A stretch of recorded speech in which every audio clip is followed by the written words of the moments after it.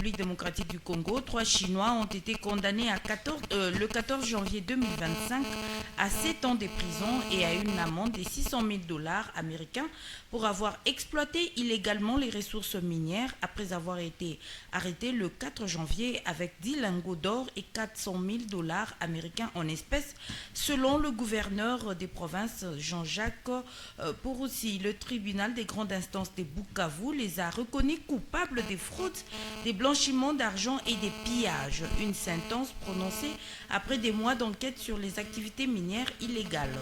Les avocats des accusés ont immédiatement annoncé leur intention de faire appel. Ils estiment que le jugement est injuste et sentimental.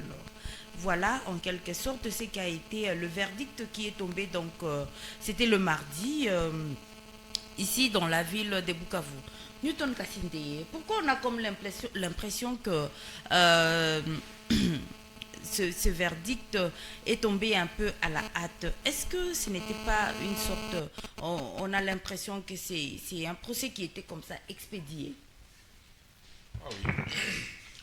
Madame, je pense que ce problème-là, il est trop complexe pour les peuples congolais, pour les souverains primaires. Et donc, le verdict qui est tombé sur les 3 Chinois là-bas, y compris d'autres Chinois d'ailleurs, ça c'est le verdict satirique, madame. Est-ce que réellement les gens qui ont jugé ces Chinois là-bas sont partis faire les enquêtes profondément pour savoir comment ces Chinois sont arrivés d'abord dans les gisements miniers là-bas? Personne qui est venu voir. Personne.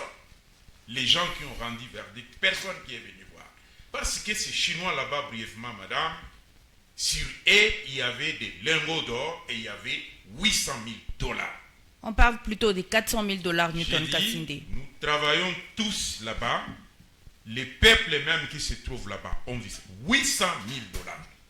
D'où est parti les 400 000 dollars autres, madame? Comment on peut nous parler aujourd'hui de 800 000 à 400 000 aujourd'hui? Le gouverneur a expliqué que c'était une erreur. Il a reconnu l'erreur, Newton Kassinde. Non, ça c'est une erreur. Je vous ai déjà dit, madame, le problème là-bas des mines, c'est un problème de corrompus et de corrupteurs. C'est un problème de corrompus et de corrupteurs. Et donc, aujourd'hui, le chiffre 8 est devenu 4. Le gouverneur, c'est un professeur d'université, c'est un pédagogue. Et quand tu fais le transfert de connaissances aux étudiants, je pense que la pédagogie, on ne ment jamais quand on fait le transfert de connaissances dans l'auditoire ou à l'école. On ne ment jamais. Et donc, le gouverneur, il ne peut pas aujourd'hui nous dire qu'il s'est trompé en donnant à un étudiant 10 sur 10 et par la suite, il revient, il donne 3 sur 10. Non. L'erreur est humaine, Newton Kassinde. C'est lui qui corrige. L'erreur est humaine, n'est-ce pas? Mais l'erreur est humaine, mais pas en pédagogie. Quand on enseigne le transfert de connaissances pédagogiques, c'est un bon transfert de connaissances en pédagogie, madame. Donc, nous avons à la tête du pays, depuis la magistrature suprême jusqu'en province, les gens qui sont en train de nous faire la poésie pour diriger le Congo. La poésie, c'est vraiment la poésie. Un cirque qui sont en train de monter matin, midi et soir pour distraire les peuples. Et dans tout cela, c'est pour détourner directement l'opinion publique mondiale. C'est pour détourner l'opinion publique mondiale. Et donc, parlons de ce procès. Qu'est-ce que vous en pensez? Êtes-vous satisfait du verdict qui est tombé? La partie chinoise, les avocats des Chinois, de ces sujets chinois, ont dit qu'ils vont interjeter appel. Voilà. À supposer qu'en Chine, il y a aussi les gisements d'or. Un Congolais débarque du Congo pour aller creuser les minéraux en Chine. On les récupère en Chine. Je connais la loi chinoise. On te récupère avec 20 000 dollars, 10 000 dollars, directement on coupe ta tête. Demandez à tout le monde qui va là-bas. On coupe ta tête. Mais ces Chinois là-bas qui ont débarqué à 9000 km pour venir ici, se retrouver en Zibira, à Walungu, ils prennent directement avec leur dispositif, creusent les minéraux, ils récupèrent 12 lingots d'or du Congo. Ils voulaient partir avec, et peut-être ils sont partis avec. Il n'y a personne qui en fait un problème. Donc, ce qu'on a fait là-bas, comme je ne sais pas, palabre juridique pour les Chinois, c'est juste un cirque, madame. C'est un cirque juridique qu'on a fait là-bas, juste pour essayer de jouer sur la psychologie du peuple congolais que les Chinois seront condamnés. Il n'y a personne qui est venu de l'extérieur condamné au Congo et qui est resté au cachot. Ça n'existe pas. Ça n'existe pas. Vous avez vu, vous tous, les Jamal, les je ne sais pas les quoi et tout le reste, Tout le monde est parti. Tout le monde est parti. Après avoir pris la richesse du pays. Madame, le Congo, c'est le pays le plus riche de la planète, mais aussi le plus pauvre de la planète. Quand on est en train de faire l'extraction des mines, madame, il y a quand même des documents que tout le monde connaît. On ne peut pas commencer à faire l'extraction des minéraux dans un pays sans un document qui montre comment il y aura la redevabilité sociale. Et pour nous, la redevabilité sociale n'existe pas. On prend notre richesse, on part avec et la redevabilité sociale est effondrée directement. Donc, il n'y a pas, quand on creuse les minéraux, il faut que le peuple s'attende en quoi? Parce que ça s'appelle minéraux non renouvelables. Tous les jours, nous le répétons sur ce micro. Une fois parti avec le coltan, les diamants, l'or, castérite, pétrole, ceci, cela, une fois creusé, extrait, parti avec, ça ne peut plus retourner. Quand tu prends une graine d'or ici, je répète encore, ici à la radio, c'est bien dans les sous-sols, il faut 1000 ans pour que cette graine d'or puisse retourner là-bas. Et qu'est-ce que les documents prévoient?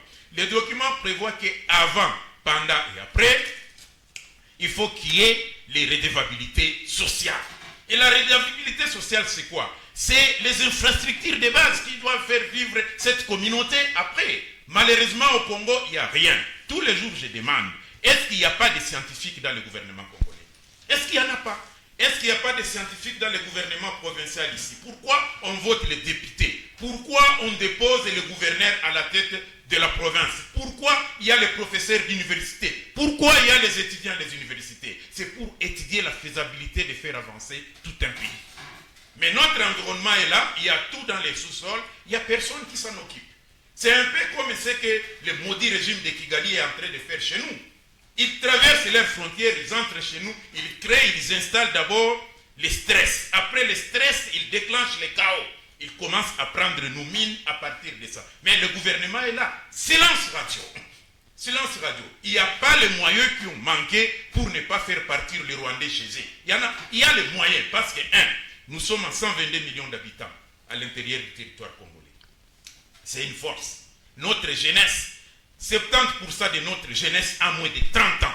C'est une force et c'est une richesse. Et donc, ce n'est pas aujourd'hui que le gouvernement rwandais ou l'état criminel rwandais qui doit venir nous chasser dans nos villages, commence à creuser les minéraux, ils partent avec, ils fabriquent les armes pour venir nous décimer avec les mêmes minéraux parce qu'ils ont le transfert des gens de connaissances à partir de leurs bailleurs des fonds qu'on appelle partenaires occidentaux. Ils en ont. Au niveau du gouvernement congolais, pourquoi jusqu'aujourd'hui? Et d'ailleurs, je lance cet appel à Félix Tshisekedi à travers les services de renseignement. Pourquoi Félix Tshisekedi n'a jamais pris l'option de dire je dois réunir tous les scientifiques congolais et savoir quel est le terme que nous allons mettre pour mettre fin à cette guerre? À cette guerre. Madame, au niveau de l'ingénierie que nous sommes capables aujourd'hui de dire qu'on en a assez avec vos régimes, nous pouvons se mettre ensemble et fabriquer quelque chose contre vous. Contre vous. Et ne croyez pas qu'on nous gère. Dans l'ingénierie, on ne nous gère pas. Nous pouvons fabriquer des choses très bizarres pour les politiciens. Très bizarres pour les politiciens. Parce qu'il y a des chimistes, il y a des physiciens, il y a des biologistes. Nous avons la matière première dans nos sous-sols. Nous connaissons tout cela, comment ça doit être fait. Retournons à l'exploitation illicite des minéraux. C'est toujours l'exploitation, ça. Parce qu'il n'y a pas d'exploitation sans la science. C'est la science qui fait l'exploitation. Et parlons de ce procès-là. C'est ça. Le procès là-bas est venu pourquoi? Le procès là-bas est venu parce qu'on est en train de piller les richesses minières du Congo. C'est pour cela qu'il y a ce procès. Mais ce procès là-bas n'est pas en train de définir normalement les termes juridiques capables de mettre fin à cette exploitation qu'on appelle illicite. Aujourd'hui, je suis en train de douter que c'est illicite parce qu'il y a un complot endogène et exogène là-dedans.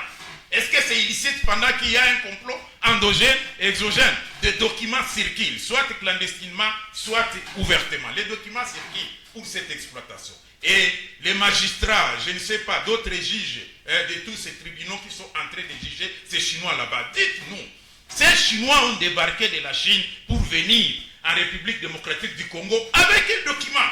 Pourquoi ils n'ont pas montré ça? Alors, ils ont jugé ces Chinois en fonction de quoi?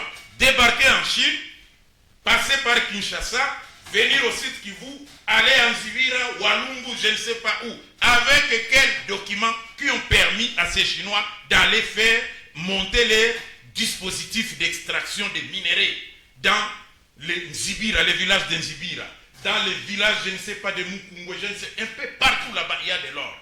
Il y a de l'or.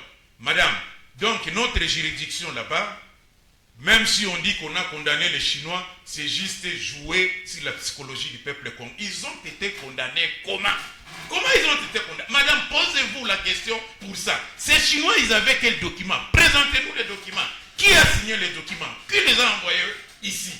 Qui a signé ces documents-là? Donc ça, c'est un cirque, un procès cirque qu'on a présenté au peuple congolais une fois de plus. Un peu comme aujourd'hui, j'ouvre la parenthèse. Les Rwandais venaient de trouver 13 blocs ou puits de pétrole dans le lac Kivu. Ça s'appelle lac Kivu. Mais les Rwandais disent ils ont envoyé leurs chercheurs et ils ont pris et ils ont trouvé 13 puits de pétrole qui vont commencer à exploiter dans le lac Kivu. Mais est-ce qu'ils ont envoyé des chercheurs? Non. C'est connu qu'il y a du pétrole dans le lac Kivu depuis longtemps. Et donc les Rwandais voudraient seulement passer à l'action à cause de la passivité du gouvernement congolais. Alors le Rwanda va commencer à extraire ces pétroles là-bas pour développer son pays une fois de plus. Et nous, nous sommes là dans la poésie, à Kinshasa, la poésie politique. L'Assemblée générale, il y a à la tête Vital Kamerhe.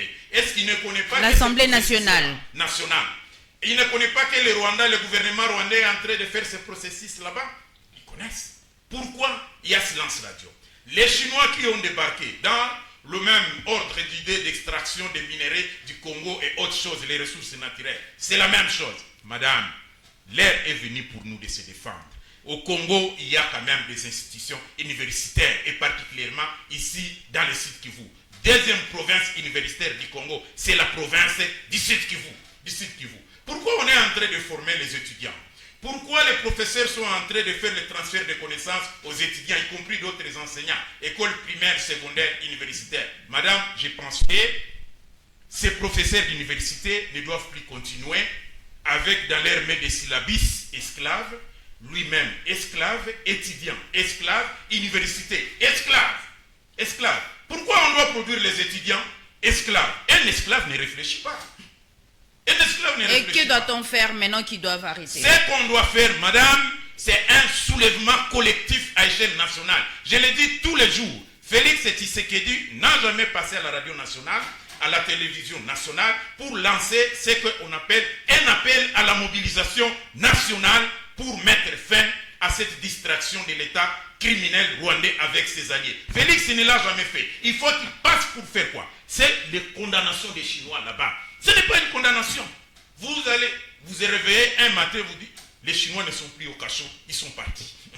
Vous allez vous réveiller un matin, les Chinois ne sont plus là, ils sont partis. Et donc, alors Newton Kassinde, comment se comporter pour qu'on ne se réveille pas justement un matin et que les Chinois soient déjà partis? Mais nous devons normalement faire le reproche global au président de la République.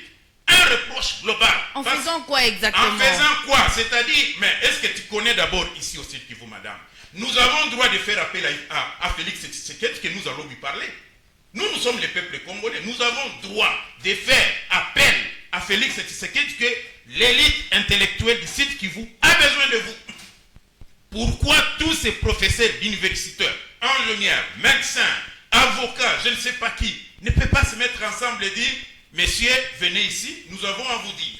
Parce que c'est toi qui se trouves à la tête du pays et le pays va trop mal.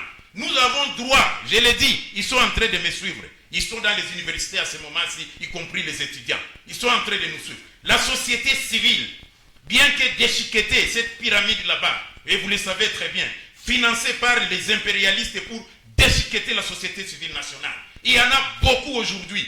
Et on en avait fait beaucoup. Pourquoi? C'est pour qu'on ne puisse pas avoir, nous tous, une réflexion collective. C'est comme ça qu'on avait déchiqueté la pyramide de la société civile nationale. Les mouvements citoyens financés par l'État criminel rwandais. Une partie de la société civile financée par les Occidentaux. D'ailleurs, je rends hommage à notre ami Dr Mukwege, qui est toujours poursuivi par les mêmes gouvernements occidentaux, et les gens qui ne réfléchissent pas, ils croient que le prix Nobel vient des gouvernements occidentaux. Le prix Nobel vient de la société civile occidentale. Et donc, Dr Mukwege également est poursuivi par les mêmes impérialistes clandestinement dans l'ombre. Et lui aussi, il veut aller rester en Panzi, ceci, cela. Il faut qu'il quitte dans son giro, aller dans la rue, parler aux gens. Aujourd'hui, hier et aujourd'hui, il devrait faire des conférences, d'ailleurs ici, pour les 2 euros, Dr Mukwege. Pourquoi il n'a pas fait ça? Dr Mukwege doit réunir tous les professeurs d'université, intellectuels, autre chose, pas c'est lui le prix Nobel. Donner quand même une direction au peuple. Parce que le peuple manque un leader. Et les leaders se cachent. Vous attendez à 2028, quand on va commencer à dire élection, c'est à ce moment-là que vous quittez les girons. Non. Quittez les girons bien avant. Parlez au peuple pour que le peuple puisse avoir une direction. On nous décime matin, midi et soir. L'État criminel rwandais et ougandais nous décime. Au Nord Kivu, c'est le problème. Il risque de hisser un Retournons au drapeau. sujet Newton Kassinde. Alors, je vais chiter pour dire que le procès là-bas des Chinois, ce n'est pas un procès. C'est un procès cirqué. C'est un coup de théâtre qu'on a monté une fois de plus. Vous allez vous réveiller demain matin. Ces Chinois ne sont plus au cachot. Ils sont partis chez eux. Avec eux. D'ailleurs, ils se sont distribués déjà l'argent qu'ils ont trouvé au Sud Kivu. Ils se sont déjà distribués ça. Ça n'existe plus, cet argent. Ça, c'est vous qui le dites. Hein? L'argent est à la Robanque. Vous avez Je fait répète les encore. jugements. Ils n'ont qu'à venir me chercher. L'argent n'est plus là. Ils n'ont qu'à montrer au peuple congolais cet argent est où. L'argent n'est... Ça, les ça vous lingots là-bas engage. sont où? Allez à la place. À la CEC. Madame, qu'on amène ces lingots là-bas. Hier, c'était les 16 et les 17, c'était la journée des 2 héros tués, assassinés lâchement.